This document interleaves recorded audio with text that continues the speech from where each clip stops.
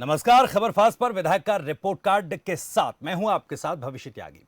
खबर फास्ट के इस खास कार्यक्रम विधायक के रिपोर्ट कार्ड का मकसद विधानसभाओं में हो रहे विकास कार्यों और जो काम किसी वजह से पीछे छूट रहे हैं उन तमाम कामों को विधायक की नजर में लाना और ये जानना कि आखिर क्या विधायक जी अपने क्षेत्र में विकास कार्यों की रफ्तार को गति दे पाए कि नहीं। साथ ही उनके विधानसभा क्षेत्र में हुए विकास कार्यों का ब्यौरा भी वो हमसे साझा करेंगे। हमारे तमाम सवालों का भी सीधा जवाब देने के लिए विधायक जी इस कार्यक्रम में लाइव हमारे साथ मौजूद होते हैं। तो चलिए आज के सेगमेंट को आगे बढ़ाते हैं और शुरू करते हैं खास कार्यक्रम विधायक का रिपोर्ट कार्ड।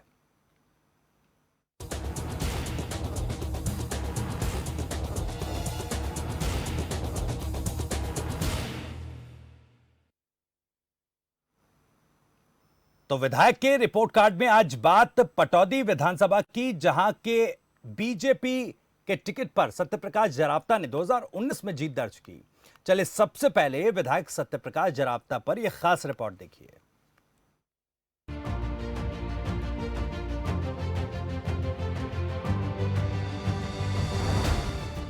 कभी आजीविका चलाने के लिए छोटा मोटा काम करने वाले पटौदी से बीजेपी विधायक सत्यप्रकाश जरावता अपने क्षेत्र की जनता के विश्वसनीय विधायक के तौर पर उभरे हैं।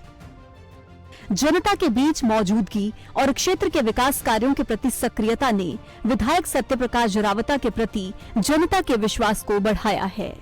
ठीक बदली के में बहुत दाखिल में बनवाया, कई काम करे थे कि हमें हर समस्या के लिए तैयार रहे। काम अच्छे कर रहे हैं। हाँ, कोई रास्ता वगैरह सड़क ना सब जो कोई भी समस्या गांव की मतलब सुनता है वैसे। हाँ ठीक है। देखो जी, जरावता जी हमारे हिसाब से तो उम्मीदों से भी ज़्यादा खरा उतरा है। हर वक्त एक्टिव रहता है और यहाँ इनसे मिलने के लिए किसी की सिफारिश की जरूरत नहीं है। कोई भी आदमी आए सभी की समस्या सुनते हैं, सभी की समस्या सुनते हैं और इतने बड़े बड़े काम उठाए हैं। कासन के अंदर 50 एकड़ के अंदर वो बना रहे हैं पानी का टैंक, जो इन सभी गांवों को उससे पानी मिलेगा। जनता की ये आवाज विधायक के हक में गवाही दे रही है। विधायक सत्यप्रकाश जरावता का राजनीतिक सफर भी आपको दिखाएंगे, लेकिन एक छोटे से काम से बैंक के अधिकारी बनने तक का उनका सफर भी उनके संघर्ष और उनकी मजबूत कार्यशैली की गवाही देता है।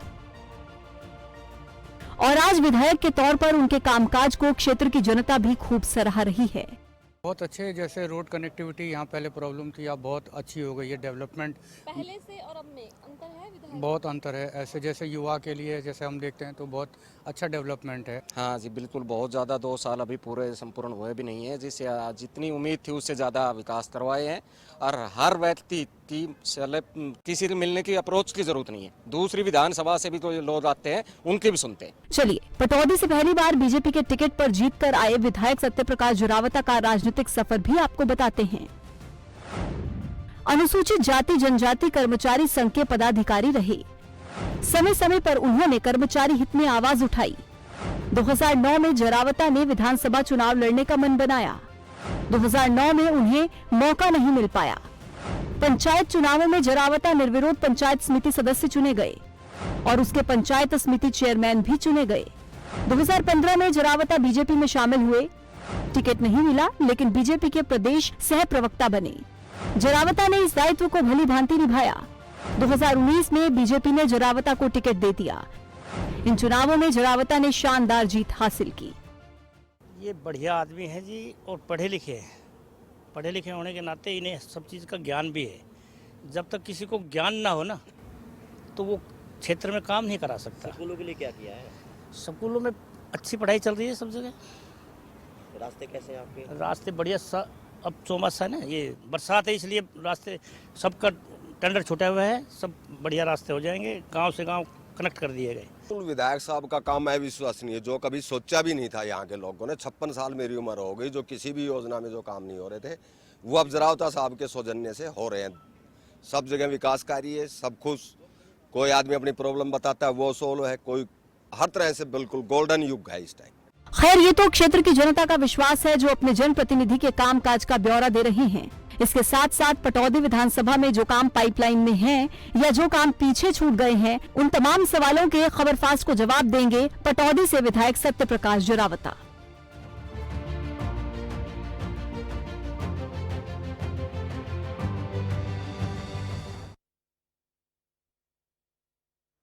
तो पटौदी विधानसभा क्षेत्र में कितना काम हुआ, कितना काम हो रहा है और विधायक सत्य प्रकाश जरावता की सक्रियता कितनी है ग्राउंड जीरो पर, यह भी वहां के लोग गवाही दे रहे हैं। लेकिन कुछ और भी सवाल हम विधायक जी से पूछेंगे और इन तमाम सवालों के जवाब देने के लिए पटौदी से बीजेपी विधायक सत्य प्रकाश जरावता हमारे साथ सीधे जुड़ गए हैं। सत्य प्रकाश जी, बहुत बहुत स्वागत है खबरफास्ट पर। शुक्रिया भविष्य जी, त्याग जी, पहले आपका और आपके चैनल का आभार कि मुझे मौका दिया अपनी बात रखने का और सभी विधायकों को अपना रिकॉर्ड पेश करने का। जी जरावता जी, सबसे पहले मैं आपसे ये पूछना चाहूंगा, क्योंकि जिस तरह से ग्राउंड पर आपकी रिपोर्ट मिल रही है, आमतौर पर होता क्या है कि नेताओं और मंत्रियों के, विधायक और मंत्रियों के गुमशुदगी के पोस्टर तक छप जाते हैं। लोग सवाल पूछने लगते हैं कि भाई हमारा विधायक, हमारे जो मंत्री हैं वो ग्राउंड पर होते ही नहीं तो कैसे विकास कार्य कराएंगे। लेकिन आपकी जो रिपोर्ट मिली वो काफी पॉजिटिव मिली। लोग कह रहे हैं कि जो सबसे बड़ी एक यूएसपी विधायक जी की है वो ये है कि वो ग्राउंड पर रहते हैं, लोगों के बीच रहते हैं। तो ये लोगों से जुड़ाव का जो मोटिवेशन है ये कहां से मिलता है? देखिए, राजनीति में मेरा जो प्रवेश है जी, वो इत्तेफाक से नहीं है। मैं एक सामाजिक कार्यकर्ता के नाते बैंक में रहने के साथ साथ काम करता था और क्षेत्रीय बैंक होने के नाते लोगों में जुड़ाव रहा जी। पिछले 10 वर्षों में मैं पंचायत समिति के चेयरमैन में भी रहा और दूसरे सामाजिक संगठनों से काम भी करता रहा। तो मेरा ये मानना है कि जब व्यक्ति एक जॉब को छोड़कर और राजनीति में आता है तो वो उसका उद्देश्य होता है। मेरा भी भारतीय जनता पार्टी का जैसा उद्देश्य है, समाज के अंतिम पायदान का विकास करना, देश को आगे बढ़ाना, समाज को मजबूत करना, राष्ट्र को मजबूत करना और जो हमारा वंचित क्षेत्र है उसमें वो तमाम सुविधाएं लाकर उसको अग्रणी में लाना, ये मेरा भी लक्ष्य है।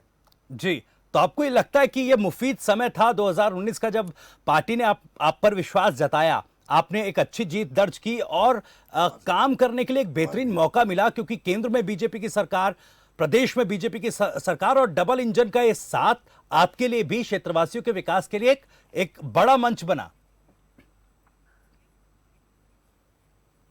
बिल्कुल, देखिए, जैसा भारतीय जनता पार्टी में कहा भी जाता है, हमारे सीनियर नेता भी कहते हैं जी, कि जिन्होंने देश की सेवा करनी है, समाज की सेवा करनी है, राष्ट्र की सेवा करनी है और जो भिन्न भिन्न जगह पर, चाहे वो कर्मचारी आंदोलन में है, सामाजिक आंदोलन में है, एनजीओ में काम कर रहे हैं, पत्र, उनको भारतीय जनता पार्टी एक प्लेटफार्म देती है कि आइए हमारे साथ आकर राष्ट्र के निर्माण में, देश के विकास में आप काम करें, लोगों को अपनी सर्विस दे, सेवाएं दे। जी, लेकिन कुछ समय आपका कांग्रेस के साथ भी रहा। क्या लगता है, क्या मतभेद हुए थे? क्या एक ऐसा मौका क्यों आया कि आपको बीजेपी के साथ आना पड़ा? वो क्या फैक्टर्स रहे, वो हम जानना चाहेंगे। देखिए, मैं कभी कांग्रेस में नहीं रहा जी। 2009 में मैंने बैंक से रिजाइन दिया।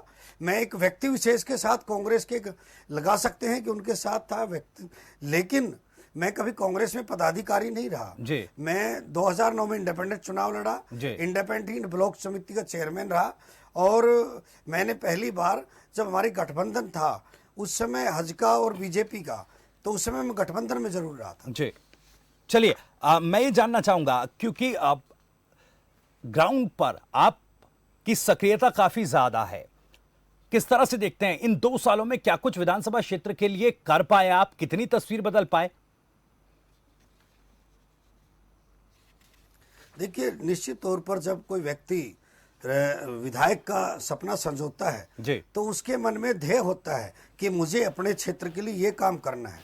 मैंने 2009 में जब चुनाव लड़ा इंडिपेंडेंट, तो मैंने विजन 2020 लॉन्च किया था। हमारे पटौदी के पत्रकारों को पता भी है जी। और उस विजन 2020 में पटौदी के डेवलपमेंट का पूरा खाका था और वो अब लोगों ने मुझे चुन दिया 2019 में।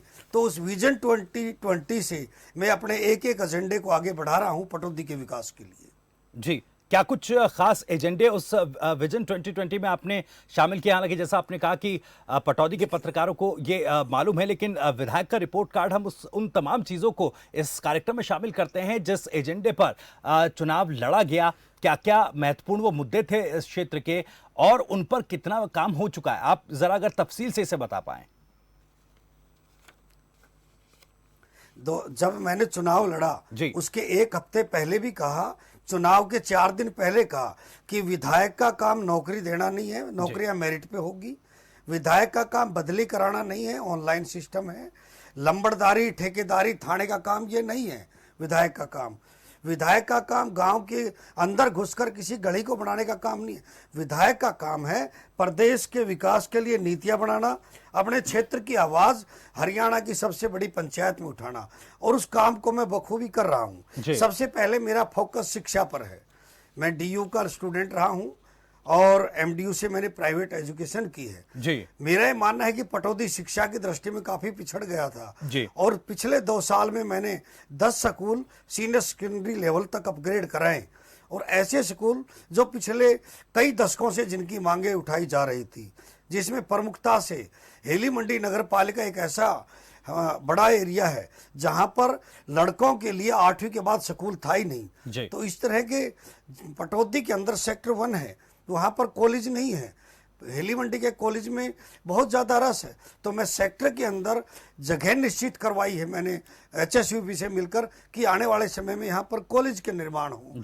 इसी तरह मानेस के अंदर कॉलेज तो शुरू हो गया लेकिन बिल्डिंग नहीं है, उसकी बिल्डिंग की प्रक्रिया मैंने शुरू कराई है। ये शिक्षा के ऊपर मेरा पूरा फोकस है। दूसरा मेरा स्वास्थ्य पर। अगर पटौदी में एक हॉस्पिटल था जो बहुत पहले बना हुआ था और उसमें OPD नाम मात्र थी, मेरे आने के बाद उसमें तमाम इंफ्रास्ट्रक्चर, मशीनरी, डॉक्टर, इक्विपमेंट आए हैं और एक लेडी डॉक्टर को हम स्पेशल लेके आए। आज वहां पर दुगनी ऑपरेशन की जो संख्या है वो डबल हो गई है। पहले 25-30 किलोमीटर जाते थे, हमारे नवजात शिशु को दिक्कत होती, फैमिली को दिक्कत, ये बहुत सारी ये समस्याएं थी। आज किसी महिला से पूछते हैं तो सीधे पटौदी पहुंचती है कि अस्पताल के अंदर बहुत बेहतरीन सुविधाएं हैं। इसी तरह मेरा एक विजन है, जिस क्षेत्र का मैं प्रतिनिधित्व करता हूं उस क्षेत्र के अंदर डार्क जोन है, पीने के पानी की बड़ी समस्या है।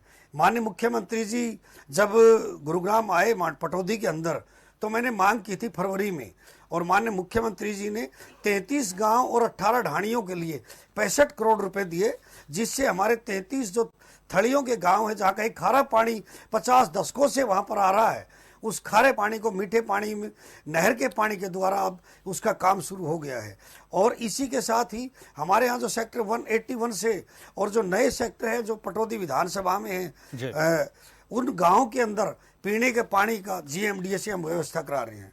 इसके अलग जो हमारे करीब 90-100 के लगभग जो गाँव बचे हैं, उन गांवों के लिए माननीय मुख्यमंत्री जी से मैं मिला, बार बार विधानसभा में मैंने आवाज उठाई और मुख्यमंत्री जी की कृपा से आज 37.5 क्यूसेक पानी पटौदी विधानसभा और गुड़गांव के लिए मंजूर हुआ है।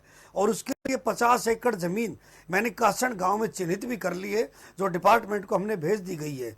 आने वाले समय में पटौदी विधानसभा के प्रत्येक गांव में पीने का पानी नहर आधारित होगा और कोई बोरवेल की आवश्यकता नहीं होगी, जो सदियों सदियों तक ये काम चलेगा। ये है हमारा ड्रीम प्रोजेक्ट। जी सत्यप्रकाश जी, बहुत कम समय में ही जो नए सेक्टर हमारे यहाँ बने हुए थे, लोग रह रहे थे, बड़े बड़े करोड़ों खर्च करके बड़ी बिल्डिंगें बन गई, लेकिन उनका कोई अस्तित्व नहीं था, ना उनको कोई निगम में गिनते थे ना गांव में। उनके हालात बहुत खराब थे। मैंने माननीय मुख्यमंत्री से निवेदन किया और एक देश के अंदर एक ही जिले में दूसरा नगर निगम मानेसर नगर निगम माननीय मुख्यमंत्री मनोहर लाल जी ने मेरे अनुरोध पर, क्षेत्र के अनुरोध पर, हम एक गिफ्ट के तौर पर, तोहफे के तौर पर दिया। जी बिल्कुल सत्यप्रकाश जी, जैसा आपने शिक्षा की बात की, आपने कहा कि कई स्कूलों को अपग्रेड किया गया और कॉलेजेस को बनाने की जी मेरी आवाज आप तक पहुंच पा रही है जराफ्ता साहब? आवाज नहीं आ रही जराफ्ता साहब, क्या मुझे सुन पा रहे हैं आप? चेक करो भाई, कट गया।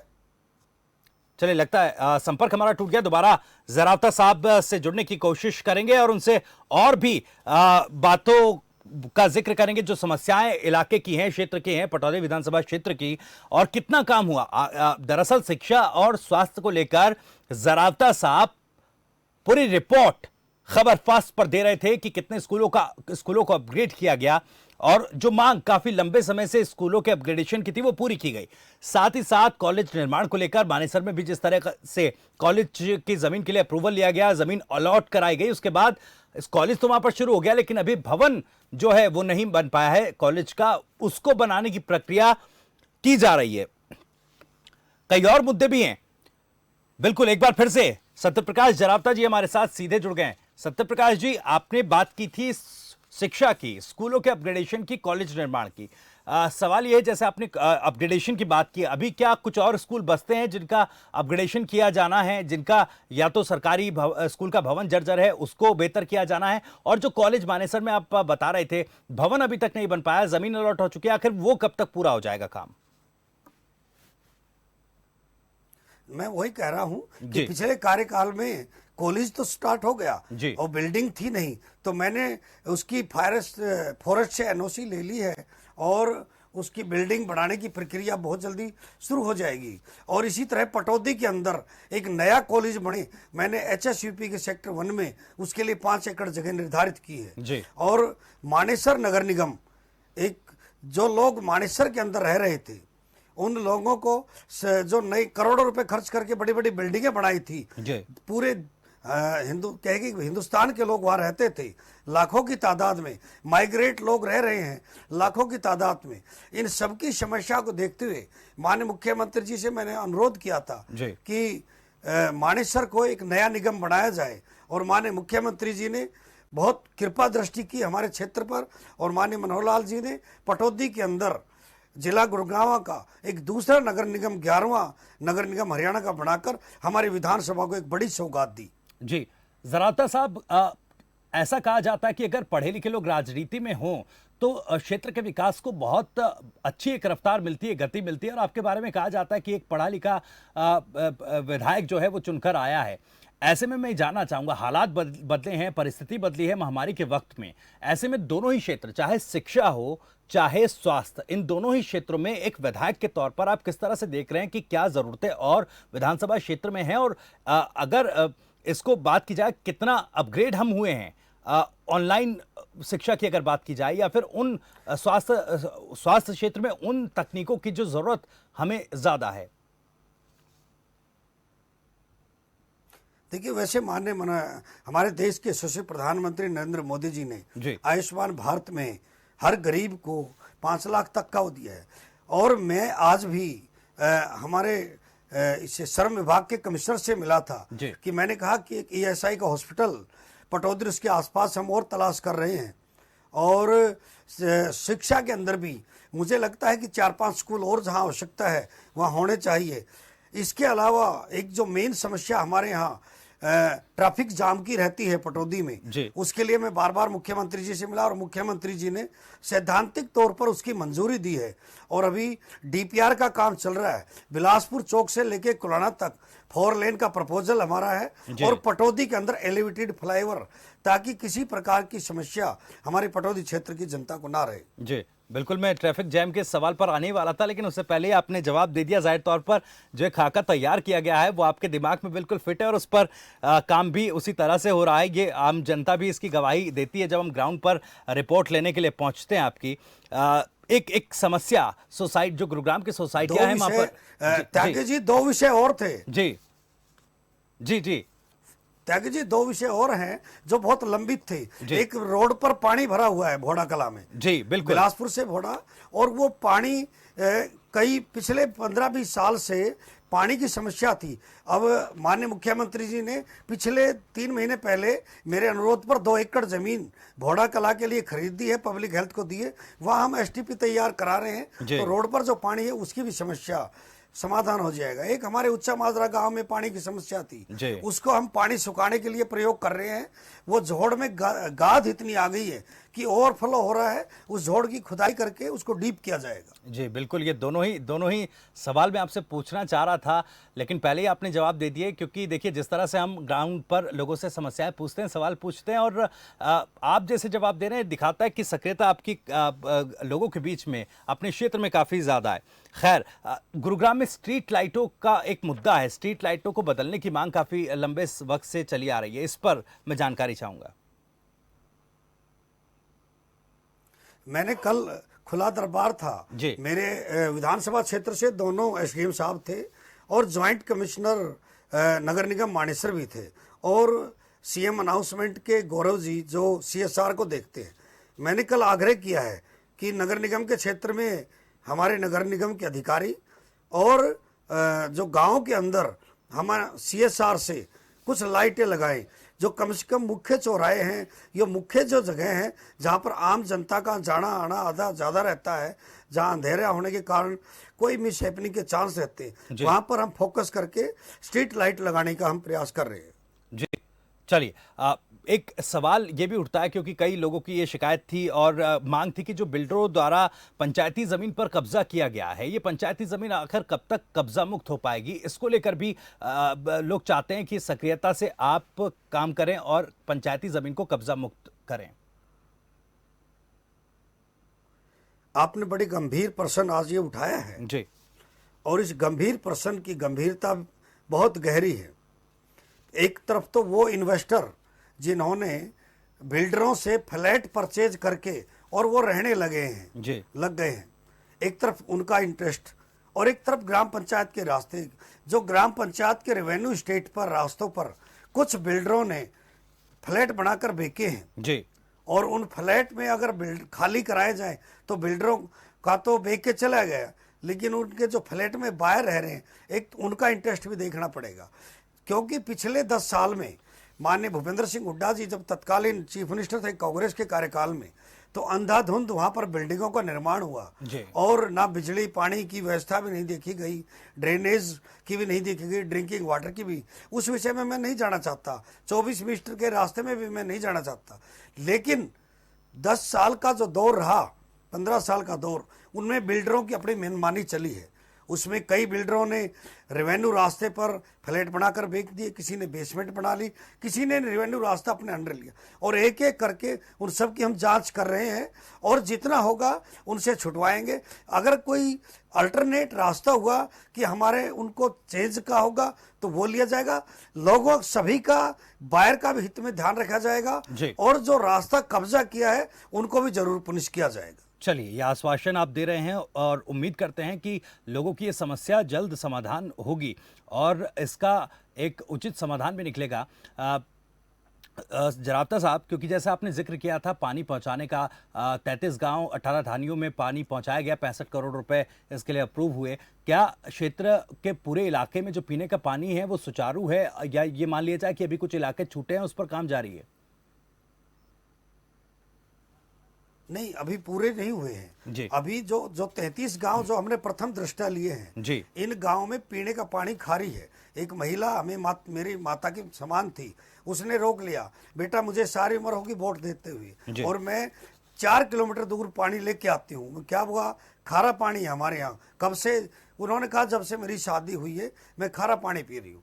मैंने कहा 1 साल और आप कर लीजिए और 1 साल के अंदर अंदर आपको पानी मिल जाएगा। माननीय मुख्यमंत्री जी का आशीर्वाद से 65 करोड़ रुपए का टेंडर हो गया, काम शुरू हो गए, पाइपें दमनी शुरू हो गई और 2 गांव में उद्घाटन भी कर आया, जमालपुर और जोड़ी कला, जहां नहर का पानी पहुंच चुका है 2 गांव में, और नए सेक्टरों में जीएमडी के मार्फत से।